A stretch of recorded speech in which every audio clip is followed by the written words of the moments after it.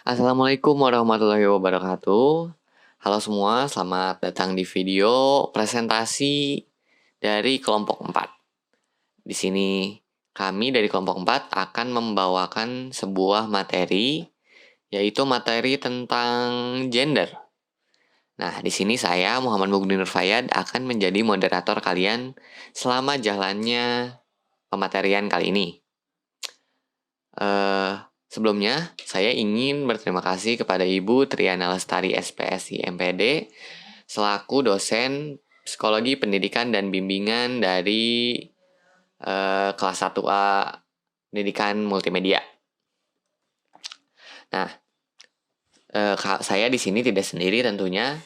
Saya di sini bersama teman-teman saya yang akan menjadi pemateri, antara lain Riswetri Saravelia, Hasya Novia Adzani, Indra Swari Aulia Johana, Jessica Joya Ribka, Putri Wardatul Fuadah, Syifa Fauziah Mansur, Syifa Hadiarti Aulia, Kemal Fasya, Riki Ramadan, dan saya sendiri Muhammad Mugdi Nur Fayyad.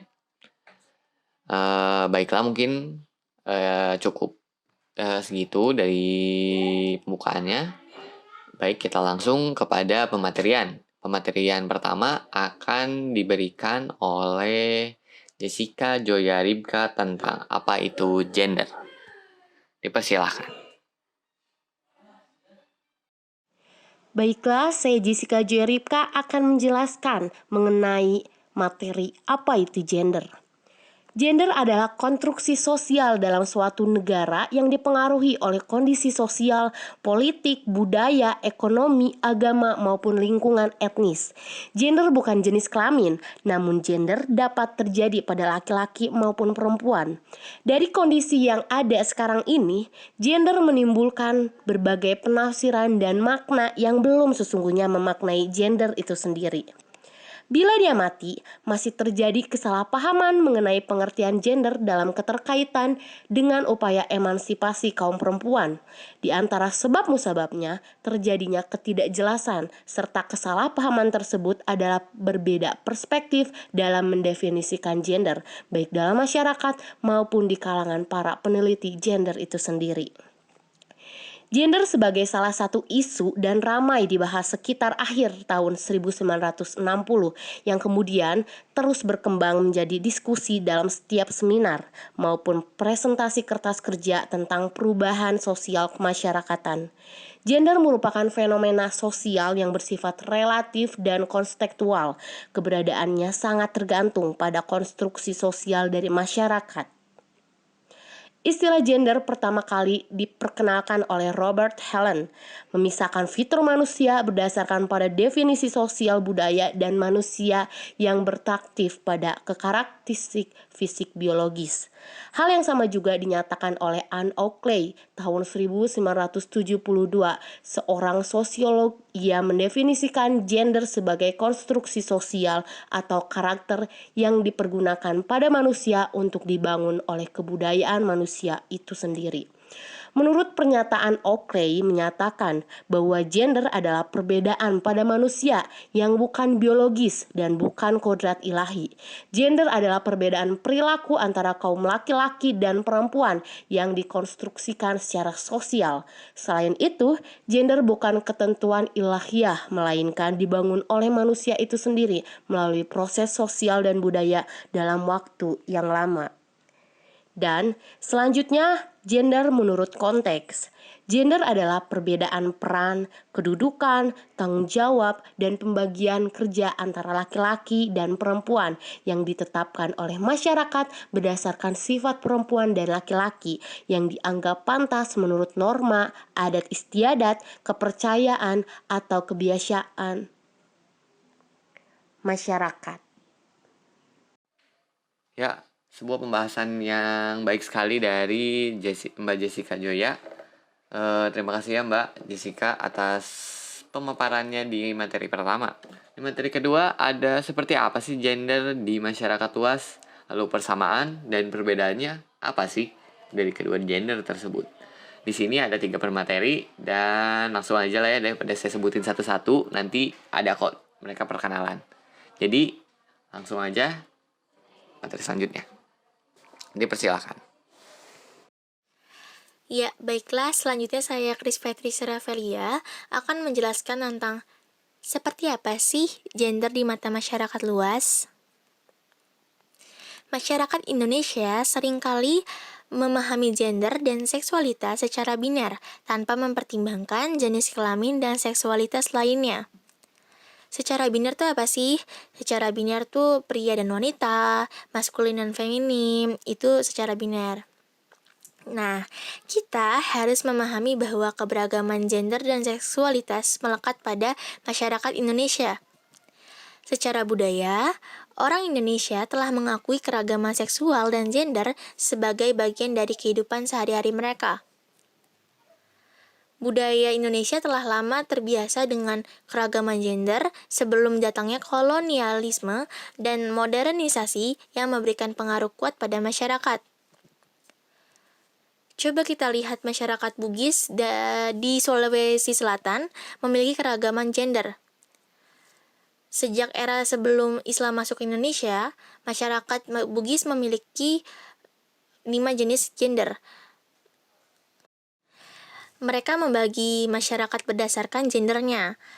Yang pertama, laki-laki, kedua perempuan, ketiga laki-laki menyerupai perempuan, keempat perempuan menyerupai laki-laki, dan kelima pendeta androgini.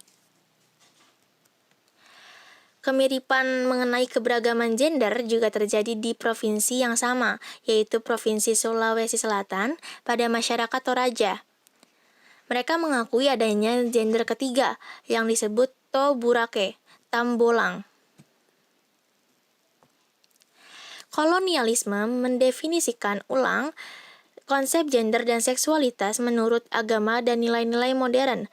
Maka dari itu, tradisi keberagaman gender di Indonesia yang kaya dan unik telah berkurang. Melalui gender dan media sosial, kita dapat memperoleh informasi yang memberikan wacana yang relatif dinamis tentang identitas gender di Indonesia. Di internet, kita dapat menemukan istilah-istilah yang berbeda untuk mengakomodasikan keberagaman gender.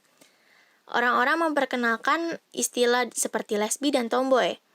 Di Sumatera Barat, masyarakatnya mengembangkan istilah seperti butch, femme, dan andro yang mengacu pada lesbian urban.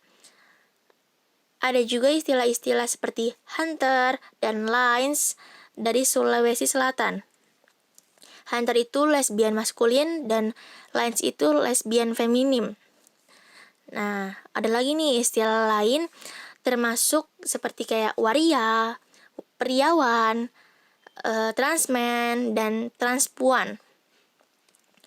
Nah, istilah-istilah yang telah disebutkan barusan menunjukkan bahwa reaksi orang-orang, reaksi masyarakat nih terhadap keberagaman gender itu cukup bervariasi. Ya, mungkin cukup sekian penjelasan dari saya. Penjelasan selanjutnya akan dijelaskan oleh rekan saya. Terima kasih. Ya, selanjutnya dengan saya Syifa Hadiarti Aulia akan menjelaskan tentang kesamaan gender atau persamaan dari kedua gender. Sebelumnya telah dijelaskan banyak sekali perbedaan antara perempuan dan laki-laki, mau itu dari sisi biologis, sifat, watak, fisik, maupun kebiasaan. Kedua gender tersebut juga memiliki kesamaan. Di sini saya akan membahas beberapa poin yang sepertinya tidak terlalu panjang. Jadi yang pertama adalah kedua gender berhak mengenyam pendidikan yang layak. Saya mengutip dari Undang-Undang Dasar Negara Republik Indonesia tahun 1945, pasal 31 ayat 1 yang berbunyi, setiap warga negara berhak mendapatkan pendidikan. Jadi, apapun gendermu, kamu berhak mendapatkan pendidikan yang layak, tanpa memandang ras, agama, gender, dan status sosial, gitu. Dan yang kedua adalah, keduanya berhak mendapatkan HAM. HAM ini sendiri merupakan kewajiban bagi rakyat Indonesia yang harus didapat dan kewajiban untuk menghormati HAM orang lain. Jadi maupun itu laki-laki atau perempuan mendapatkan hak yang sama. Kamu harus menaati HAM itu sendiri, mendapatkan haknya juga, dan menghormati HAM orang lain. Terus yang ketiga adalah kewajiban mengurus anak dan orang tua. Di sini konteks mengurus anak itu bukan seperti ibu ya, maksudnya tuh bukan seperti ibu yang misalkan memberi makan, mengurus anaknya dalam sehari-hari. Yang saya maksud di sini adalah perempuan dan laki-laki, apalagi ya yang sudah berkeluarga, istri dan suami, keduanya wajib mengurus dan membesarkan anaknya sebaik-baik mungkin gitu. Jadi mengurus anak itu bukan sekadar menumbuh kembangkan dia gitu, tapi ya mengurus sampai dia sudah dapat hidup mandiri lah gitu. Kewajiban suami untuk mencari nafkah, mencari uang gitu, membiayai hidup anaknya, sekolahnya, dan keluarganya. Sedangkan ibu yang mengurus anaknya gitu. Nah, dan yang kedua adalah orang tua. Di sini adalah, maksud saya adalah kita itu, manusia itu, tidak ada manusia yang bukan bagian dari keluarga. Semua manusia itu pasti memiliki keluarga gitu. Jadi pasti kalian itu punya ayah dan ibu kan. Nah, kita tuh sebagai manusia wajib untuk berbakti kepada orang tua, menaati orang tua, bersikap baik kepada orang tua, mau perempuan ataupun laki-laki gitu. Nah, terus poin selanjutnya adalah perempuan dan laki-laki memiliki kewajiban untuk melindungi satu sama lain tanpa merendahkan salah satu gender. Poin ini sendiri lebih merujuk kepada kesetaraan gender, di mana harusnya keduanya itu saling membantu, bukan saling merendahkan gitu. Jadi, apapun gendermu, yang namanya toleransi itu harus berjalan gitu. Terus selanjutnya adalah keduanya berhak mendapatkan pekerjaan yang layak. Saya mengutip dari Undang-Undang Dasar Negara Republik Indonesia tahun 1945, Pasal 27 ayat 2, yang berbunyi, tiap-tiap warga negara berhak atas pekerjaan dan penghidupan yang layak bagi kemanusiaan. Jadi setiap orang, baik pria maupun wanita, yang memiliki pekerjaan yang sama, sebanding, setara atau serupa, berhak itu mendapatkan upah serta menjalankan syarat-syarat perjanjian kerja yang sama, menjalankan kontrak yang sama. Jadi nggak memandang kamu perempuan atau laki-laki, selama posisinya sama ya kewajiban kamu ya itu gitu. Nggak bisa karena kamu perempuan kamu minta keringanan atau sebaliknya gitu. Terus setiap orang, baik pria maupun wanita, dalam melakukan pekerjaan yang sama sepadan dengan martabat kemanusiaannya, berhak atas upah yang adil, sesuai dengan prestasinya, kemampuannya, dan dapat menjamin kelangsungan kehidupan keluarganya. Poin terakhir adalah, keduanya berhak menjalani hidup bermasyarakat. Maupun perempuan atau laki-laki, keduanya memiliki peran sendiri gitu, peran masing-masing di lingkungan masyarakat, lingkungan keluarga, sekolah, atau lingkungan pekerjaan gitu. Jadi kita tuh harus, mau perempuan atau laki-laki, mempunyai hak dan kewajiban yang sama di lingkungan masyarakat. Harus toleransi sama orang lain, berperan dalam kegiatan sosial, dan sebagainya. Ya mungkin cukup sekian penjelasan dari saya. Mohon maaf apabila ada salah-salah kata, kekurangan, ataupun ada yang kurang jelas. Penjelasan selanjutnya akan dilanjutkan oleh rekan saya. Terima kasih. Terima kasih. Terima kasih. Terima kasih. Selanjutnya, saya Putri Waratul Fuadah akan mencoba menjelaskan perbedaan dari kedua gender. Sebelum kita bahas perbedaannya, kita harus tahu bahwa gender tidak hanya berbeda secara fisik, tetapi juga secara pola pikir dan tindakan. Seperti yang dimuat dalam buku Men Are From Mars, Women Are From Venus, karya John Gray, kedua gender ini, perempuan dan laki-laki, memiliki perbedaan yang bisa diteliti dari proses kognitif dan memori pada otak mereka. Nah, secara fisik itu perempuan dan laki-laki bisa dilihat sangat jelas ya perbedaannya. Seperti kalau laki-laki itu tumbuh jakun, kalau perempuan itu tidak. Terus perempuan memiliki rahim, laki-laki tidak. Lalu dari perbedaan kulit perempuan itu biasanya lebih mulus daripada laki-laki. Nah, di sini yang tadi saya sebutkan bahwa perempuan dan laki-laki juga memiliki perbedaan pola pikir. Jadi, ada beberapa perbedaan mendasar. Misalnya, perempuan pakai hati dan laki-laki cenderung memakai logika. Banyak sekali ya yang menyebut seperti itu. Memang tidak selamanya tindakan itu benar, tapi memang saat dihadapkan sesuatu, perempuan itu selain melibatkan logika, juga melibatkan hatinya sebagai salah satu penentu keputusan. Sedikit berbeda dengan laki-laki yang cenderung mengedepankan alasan logis dalam menghadapi permasalahan. Nah, ini dilihat secara umum. Tidak dapat dipungkiri ya, kalau misalnya ada laki-laki itu yang mengedepankan hati dan perempuan itu yang mengedepankan logika. Banyak yang seperti itu juga, tapi secara umum laki-laki itu pasti pakai logika gitulah. Dan banyak perbedaan yang lainnya. Contohnya seperti perempuan itu lebih bisa multitasking daripada laki-laki. Dan contoh lain, laki-laki itu cenderung fokus pada satu tujuan. Kalau perempuan berbeda, perempuan itu tidak fokus pada satu tujuan. Dia bisa menyimpan keinginan atau tujuannya banyak gitu di otaknya itu.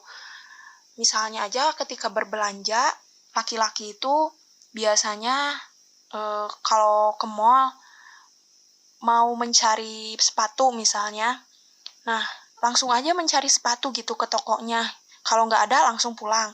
Nah berbeda dengan perempuan. Kalau perempuan itu pasti lihat-lihat dulu, lirik-lirik dulu gitu ke toko-toko lain. Padahal niatnya cuman mau beli baju misalnya. Tapi pulang-pulang bawanya belanjaannya bukan baju aja gitu. Karena perempuan itu nggak bisa fokus dalam satu tujuan gitu. Dan masih banyak contoh yang lain ya, yang mungkin kita bisa rasakan sendiri, baik yang jadi perempuan maupun laki-laki. Maka dari itu, masing-masing dari gender ini memiliki hak dan kewajiban juga peran masing-masing. Mungkin dalam beberapa hal perempuan dan laki-laki bisa bertukar peran, tapi hal tersebut tidak lantas dijadikan pijakan bahwa laki-laki dan perempuan bisa saling menggantikan. Tidak ya, karena jika dikaitkan dengan penciptaannya, perempuan dan laki-laki ada untuk saling menyempurnakan. Kalaupun pertukaran peran ada, hasilnya tidak akan semaksimal atau sama seperti jika dilakukan oleh si empunya gitu. Contohnya, perempuan bisa saja menjadi pemimpin perusahaan, tapi perlu diingat bahwa kecenderungan perempuan terpengaruh emosi sangat besar karena yang tadi saya sebutkan, karena perempuan itu melibatkan hatinya gitu. Nah, ada contohnya juga laki-laki bisa saja laki-laki itu mengasuh anak-anaknya, tapi nanti hasilnya anak-anaknya itu bakal memiliki kepribadian yang sedikit kasar dan berhati kaku gitu, karena didikan dari laki-laki, didikan dari bapaknya gitu. Dari kecil misalnya dididik sama bapaknya, mamahnya kerja gitu. Nah pasti nanti tuh sedikit banyak anaknya akan memiliki hati yang kaku dan sedikit kasar gitu.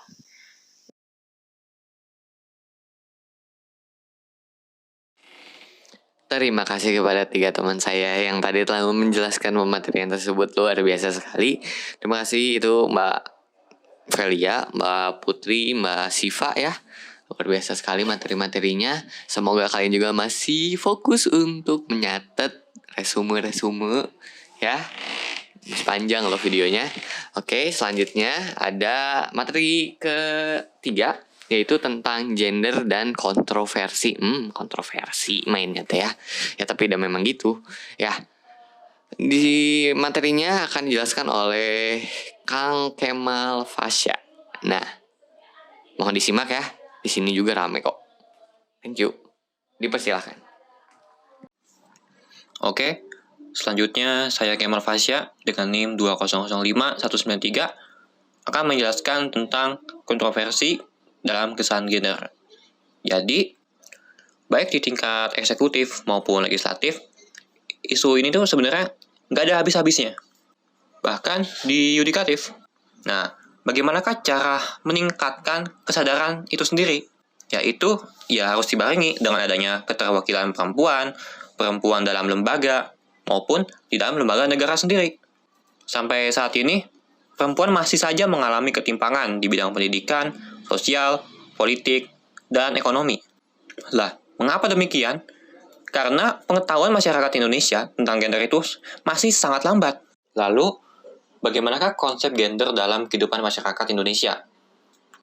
Yang pertama, ada di lingkungan keluarga. Jadi, posisi perempuan di keluarga itu di Indonesia tuh masih di bawah laki-laki. Kayak misalkan, istri mau kerja di luar rumah, harus dapat izin dari suaminya dulu.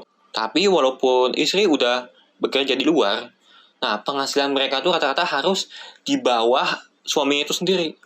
Walaupun perempuan udah bekerja di luar rumah, tapi tetap saja mereka harus memperhitungkan segala kegiatannya yang ada di rumah. Kayak misalkan memasak, mengurus anak, menyapu, menyuci baju, mengepel, dan lain-lain. Lalu selanjutnya ada di lingkungan pendidikan.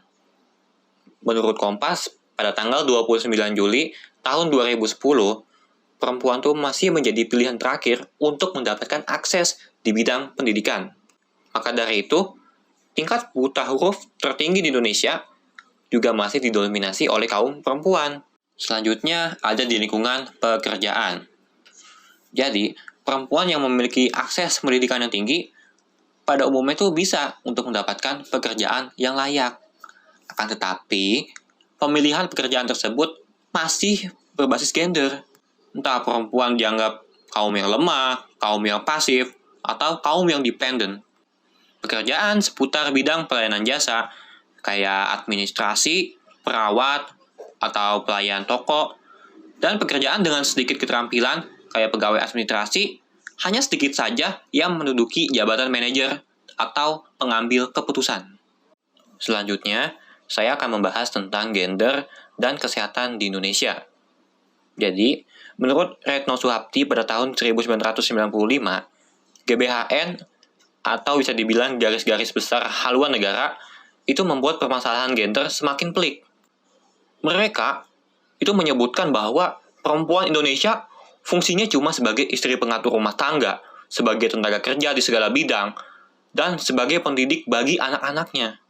Nah, karena itu, perempuan di Indonesia itu semakin membingungkan. Bingung memilih antara terjun dalam kegiatan di luar rumah, atau menjadi istri serta ibu yang baik. Selain itu, konsep yang dibuat GBHN ini sangat berat bagi perempuan. Karena kenapa? Proporsional beban tersebut mampu membuat perempuan rentan akan stres. Nah, selain itu, permasalahan ada juga pada keputusan untuk mendapatkan pelayanan kesehatan. Contohnya, kasus ibu hamil yang nunggu keputusan suaminya untuk berobat ke dokter. Lah, pada akhirnya, ibu hamil tersebut terlambat untuk mendapatkan penanganan yang dapat berakibat fatal bagi kesehatan janin dan ibu itu sendiri. Makanya, hal tersebut sangat nampak permasalahan gender di Indonesia itu udah mengakar sejak dahulu, yang diawali dengan kebijakan pemerintah yang berlaku pada saat itu. Wah, terima kasih Mas Kemal ya. Penjelasannya luar biasa. Oke, selanjutnya ada penjelasan dari Teh Siva Fauziah dan Teh Indra Suari. tentang hak serta klasifikasi gender. Jangan lupa dicatat ya guys. Yuk, langsung saja dipersilahkan.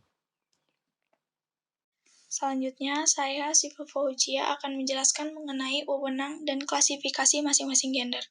Seperti apa sih ciri umum serta kebiasaan masing-masing gender?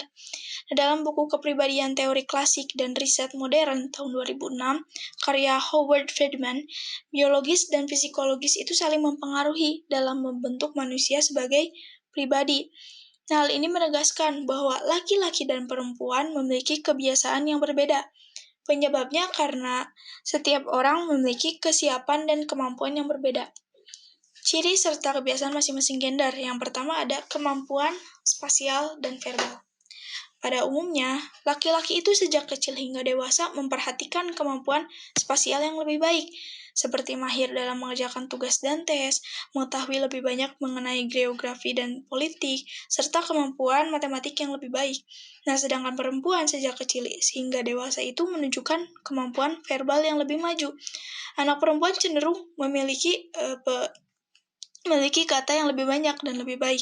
Hal ini diperolehnya dari mengerjakan tugas membaca dan menulis secara baik. Selanjutnya ada agresif dan komunikasi. Laki-laki secara verbal dan fisik itu lebih agresif. Laki-laki identik dengan nakal, sedangkan perempuan lebih baik dalam melakukan komunikasi nonverbal, lebih sensitif terhadap tanda-tanda nonverbal, dan lebih ekspresif secara nonverbal. Apa itu nonverbal dan verbal? Nah, secara umum, komunikasi verbal adalah komunikasi yang berbentuk lisan ataupun tulisan. Contohnya adalah penggunaan kata-kata. Nah, sedangkan komunikasi nonverbal itu komunikasi yang tidak menggunakan kata-kata. Contohnya menggunakan bahasa tubuh seperti mimik wajah dan gerakan tangan, bahkan intonasi suara dan kecepatan berbicara.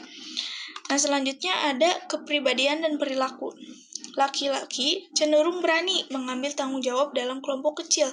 Nah, sedangkan wanita cenderung lebih menaruh perhatian dan terlibat dalam pengasuhan anak. Dalam pandangan sehari-hari, perempuan itu sering dideskripsikan sebagai makhluk yang emosional, berwatak pengasuh, mudah menyerah, komunikatif, mudah bergaul, lemah, subjektif, pasif, dan lainnya. Nah, sedangkan laki-laki dideskripsikan sebagai makhluk yang rasional, mandiri, agresif, dominan, objektif, berorientasi pada prestasi, dan aktif. Selanjutnya ada tenang versus agresif. Saat sedang stres, baik pria maupun wanita itu melepaskan hormon oksitosin. Ketika hormon oksitosin diproduksi, maka hal ini akan mempengaruhi perilaku kognitif dan emosional.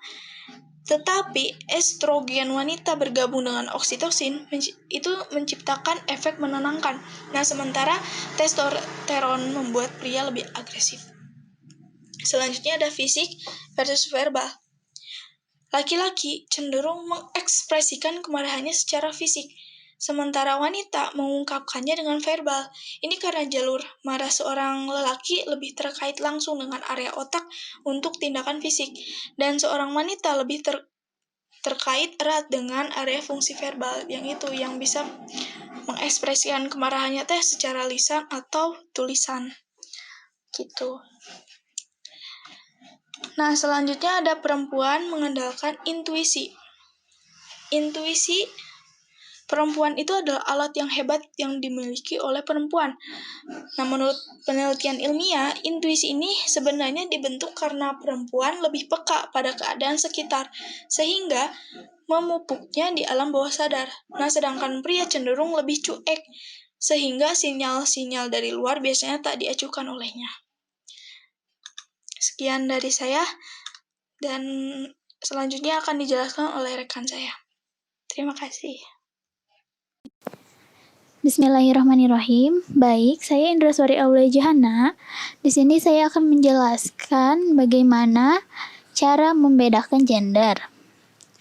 Seperti yang telah kita ketahui, gender terbagi menjadi dua, yaitu perempuan dan laki-laki. Nah, untuk mengetahui perbedaan kedua gender tersebut, kita bisa melihatnya pertama dari segi fisik, kedua dari segi peran, dan ketiga dari segi sifat. Dari segi fisik ini merupakan ciri-ciri biologis pada suatu gender yang sifatnya tidak dapat dirubah. Jadi, dari segi fisik ini merupakan ciri yang sangat terlihat, yang sangat jelas antara laki-laki dan perempuan. Contohnya, laki-laki mempunyai ciri-ciri biologis seperti kumis, berjambang, mempunyai jakun, dada bidang, pinggul kecil. Nah, untuk perempuan mempunyai ciri-ciri fisik biologis yaitu payudara, dada tidak membidang, panggul yang membesar, tidak berkumis, dan tidak berjambang. Nah, itu ciri-ciri yang sudah jelas yang dimiliki gender ya. Lalu ada dari segi peran. Nah, setiap orang pasti mempunyai hak dan kewajiban. Juga pada wanita dan laki-laki, hak dan kewajibannya itu berbeda. Contohnya, laki-laki berkewajiban untuk memimpin. Nah, memimpin apa? Memimpin kepala rumah tangga misalkan. Itu adalah kewajiban yang harus dimiliki seorang laki-laki. Jadi, kalau perempuan memimpin kepala rumah tangga, berarti posisi perempuan itu tidak sedang apa ya, bisa dibilang single atau mempunyai peran kepala rumah tangga saat laki-laki itu tidak ada atau misalkan meninggal. Itu baru perempuan boleh mengambil perannya sebagai kepala rumah tangga. Nah, kalau perempuan itu pada hakikatnya dipimpin. Nah, dia juga bisa memimpin. Contohnya memimpin anak-anaknya gitu. Karena perempuan itu lebih berperasaan. Nah, jadi dia itu sangat, apabila diberi tugas untuk memimpin anak-anak, untuk mengurus anak-anak, dia akan lebih perfeksionis daripada laki-laki. Lalu ada dari segi sifat. Sifat yang cenderung menonjol pada laki-laki yaitu agresif. Dia lebih senang mengekspresikan emosinya, mengekspresikan apa yang sedang dia rasakan gitu. Emosional, lebih cuek, kuat, dan sedikit bicara. Nah, ini sifat yang cenderung laki-laki punya. Dan perempuan itu pada hakikatnya lemah lembut, tenang, lebih peka, lemah di sini maksudnya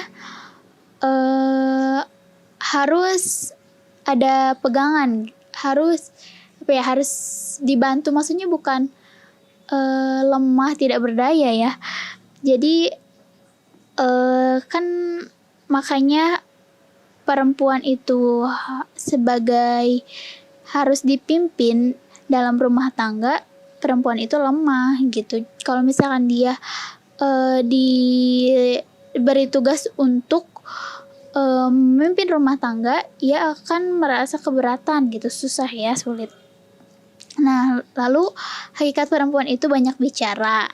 Ya, pasti ya itu, makanya kalau cewek itu dibilang bawel lah, terus ada istilah ibu-ibu rumpi, ya itu karena hakikatnya perempuan banyak bicara daripada laki-laki. Ya, begitu. Tapi sifat ini bisa dirubah. Jadi sifat ini bukan tadi kayak ciri-ciri fisik ya. Fisik kan itu sudah pasti. Kalau sifat ini bisa dirubah. Jadi sifat ini tuh gak mutlak ada pada suatu gender tersebut gitu. Baik, cukup sekian penjelasan dari saya. Penjelasan yang mantap. Oke. Selanjutnya ada, oh ya, tunggu dulu. Terima kasih dulu dong. Masa sih nggak terima kasih? Makasih ya Mbak Siva, Mbak Indraswari. Makasih banget itu penjelasannya luar biasa.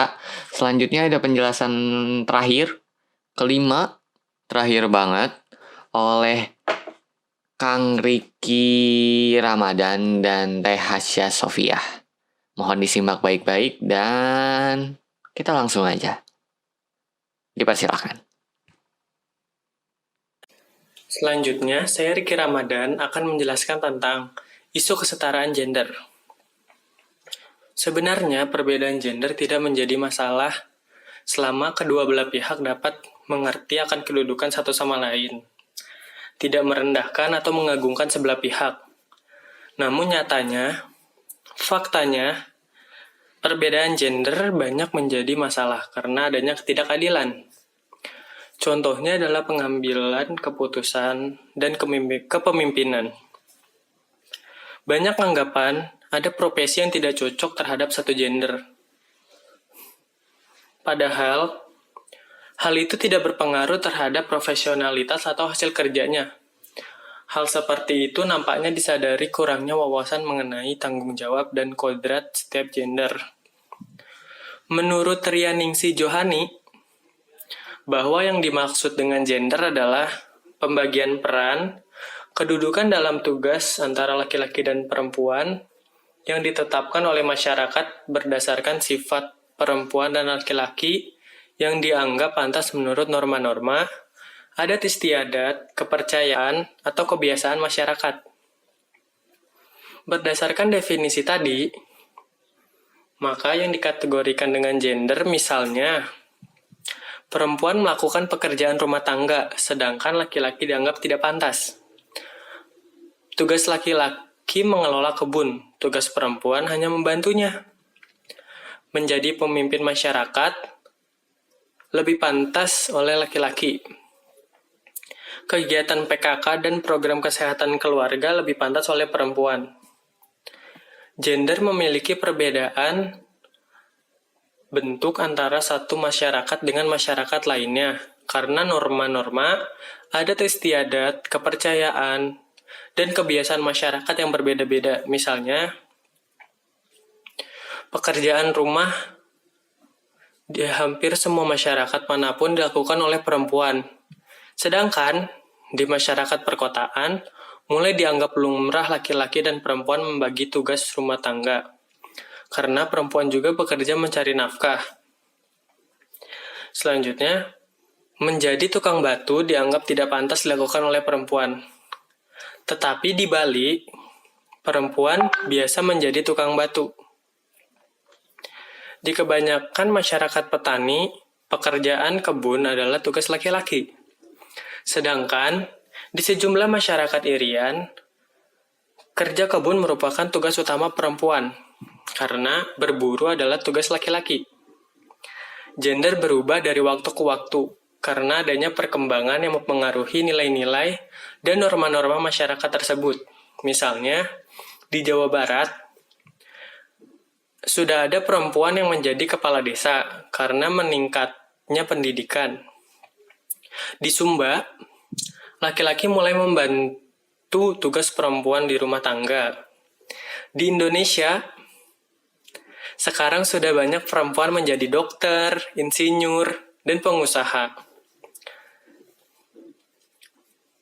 Seringkali perempuan hanya diperbolehkan untuk mengurus hal-hal kepentingan domestik yang lebih membutuhkan ketelitian dan kesabaran. Contohnya sekretaris, perawat, dan bendahara. Kita jarang kan melihat sekretaris itu cowok atau perawat itu cowok. Di sekolah-sekolah juga, misalnya ada pemilihan bendahara, pasti yang dapat itu perempuan.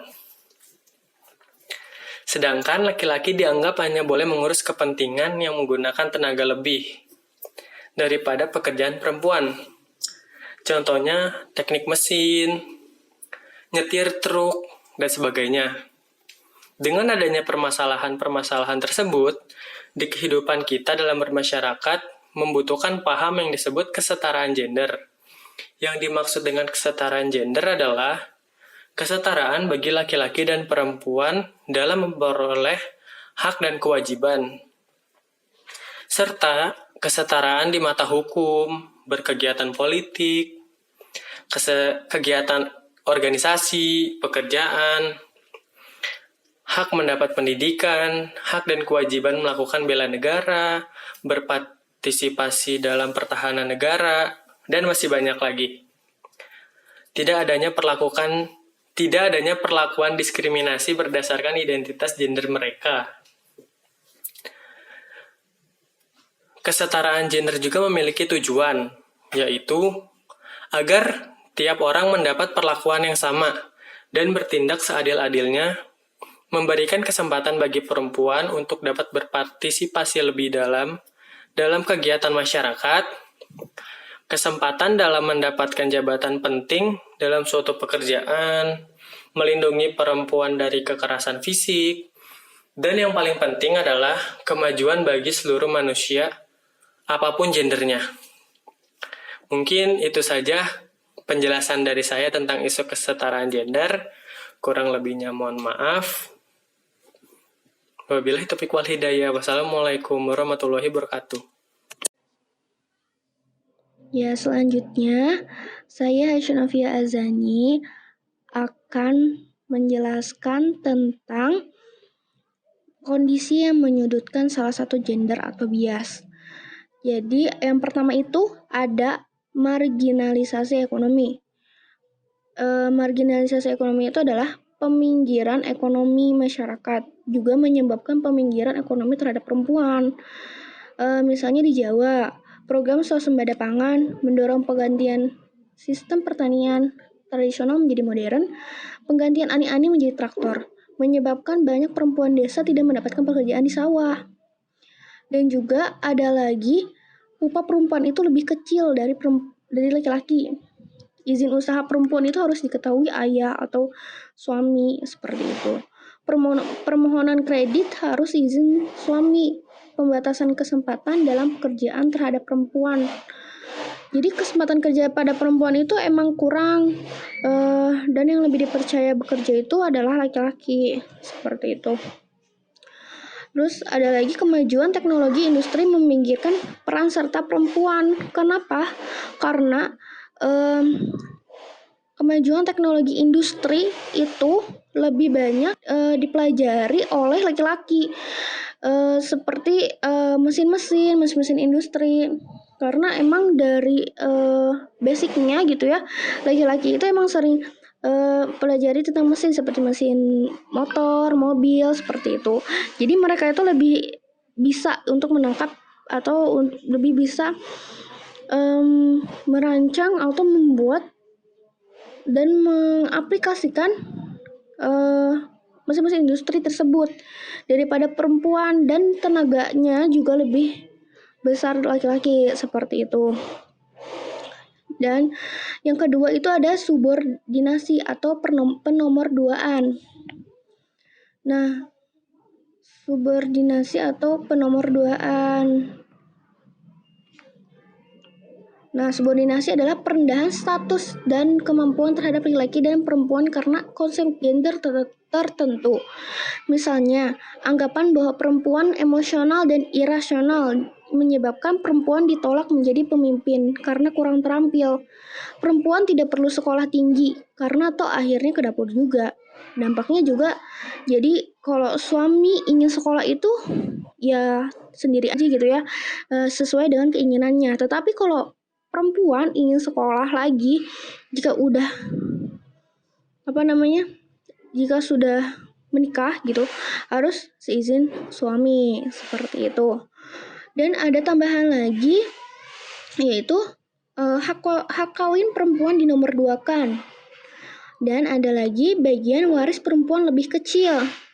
Dan juga perempuan dinomorduakan dalam peluang di bidang politik, jabatan, karir, dan pendidikan. Nah, seperti itu. Kan perempuan itu lebih main perasaan daripada logika, seperti itu. Jadi kayak lebih baper gitu ya, jadi lebih sensitif juga. Jadi lebih diutamakan laki-laki, seperti itu. Dan yang ketiga itu ada stereotip. Stereotip adalah pelekatan atau pelabelan terhadap suatu kelompok sosial tertentu yang dapat merugikan atau menimbulkan ketidakadilan bagi kelompok tersebut. Misalnya tentang stereotip orang Dayak sebagai orang primitif. Seperti itu. Orang primitif itu apa? Orang yang primitif itu yang tidak tahu apa-apa gitu, kayak lebih pelosok, seperti itu. Seperti kayak kurang mengikuti zaman, seperti itu. Terus ada juga stereotip gender yang biasanya berupa pelekatan terhadap jenis kelamin tertentu. Misalnya perempuan bersolek untuk tujuan memancing laki-laki atau enggak ya lawan jenis gitu. Jadi lebih menarik lawan jenis, seperti itu. Tapi kan bisa jadi make up atau berdandan atau bersolek itu mungkin dia ada luka, untuk menutupi luka, seperti itu. Ada untuk menutupi luka atau enggak ada tuntutan pekerjaan, seperti itu. Jadi enggak harus dicap seperti mungkin dia mau cari laki-laki atau gimana gitu. Tapi itu sudah menyebar atau sudah membudaya di masyarakat. Jadi masyarakat menafsirkan bahwa kalau perempuan itu pasti ujungnya ke bersolek, dan tujuannya itu adalah memancing laki-laki, seperti itu. Atau menarik laki-laki gitu, menarik lawan jenis, seperti itu. Dan yang keempat itu ada kekerasan ya. Kekerasan atau violence adalah serangan dan invasi terhadap fisik, psikologis, maupun integritas pribadi seseorang. Kekerasan itu bersumber dari ketidaksertaan kekuatan dan kekuasaan dalam masyarakat. Dalam hal ini adalah dalam relasi gender yang tidak setara gitu. Jadi lebih banyak kekerasan ini lebih ke perempuan, karena perempuan itu dianggap lebih lemah daripada laki-laki, seperti itu. Yang selanjutnya itu ada kerja. Beban kerja ganda terjadi pada perempuan kaum miskin yang harus mengurus rumah dan membantu mencukupi penghasilan keluarga. Jadi di sini tuh suaminya bekerja dan istrinya juga bekerja, tetapi beban yang lebih berat itu adalah perempuan. Karena gambarannya, jika laki-laki mempersiapkan diri berangkat sejak jam 6, maka perempuan akan bangun jam 4 untuk mempersiapkan kebutuhan seluruh keluarga. Jika suami pulang kerja jam 2 dapat beristirahat, para istri harus memasak dan dapat istirahat setelah jam 3, seperti itu. Jadi perempuan itu lebih ekstra gitu pekerjaannya daripada laki-laki, seperti itu. Jadi sebelum berangkat kerja, perempuan juga harus lebih cepat bangunnya gitu untuk mempersiapkan kebutuhan suaminya, juga seluruh keluarganya, anak-anaknya mungkin yang sekolah atau bagaimana, seperti itu. Dan karena seringkali beban kerja ini dianggap sebagai kewajiban perempuan, bukan dianggap sebagai ketidakadilan terhadap perempuan. Jadi udah sering gitu ya, perempuan kayak gini, jadi kayak yang itu mah udah biasa gitu. Jadi ini tuh bukan ketidakadilan gitu, kayak itu udah biasa dilakukan. Jadi bukan ketidakadilan, seperti itu. Terus partisipasi laki-laki dalam penyelesaian kegiatan rumah tangga itu minim. Karena anggapan minim karena anggapan gender masyarakat. Jadi cowok itu nggak harus kerja di dapur, nggak harus ini gitu. Jadi ada beberapa suami yang emang yang nggak mikir gitu guys. Ya udah, perempuan itu capek-capek kerja di luar, di rumah juga tercapai gitu. Setidaknya mereka membantu seperti itu. Terus ada bagi kelas menengah ke atas, memperkerjakan asisten atau pembantu rumah tangga dianggap solusi, tetapi sesungguhnya itu hanya memindahkan beban kerja dari perempuan ke perempuan lainnya. Jadi masih ke perempuan gitu. Walaupun pembantu itu juga mempunyai keluarga dan dia juga kerja dan mengurus rumah tangganya juga di rumahnya gitu, seperti itu. Dia ngurus 2 rumah, ngurus rumah majikannya juga rumah dia sendiri, seperti itu. Nah, seperti itu saja yang bisa saya jelaskan. Maaf ada kata-kata yang kurang mengenakan atau salah. Ya, terima kasih. Terima kasih atas perhatiannya. Kembali ke moderator. Ya, terima kasih teman-teman semua. Tadi penjelasan terakhir yang luar biasa sekali dari Mas Riki Ramadan dan Mbak Hasya Sofia. Terima kasih dan terima kasih untuk semuanya, semua teman yang udah bekerja keras mengerjakan materi ini. Lalu kepada penonton yang setia dari awal sampai akhir ngedengerin kami semua ngebacot gitu ya. Terus apalagi dicatat gitu kan. Mantap banget kepadamu lah ya. Terus sekarang saatnya sebuah kesimpulan yang diambil dari materi kali ini.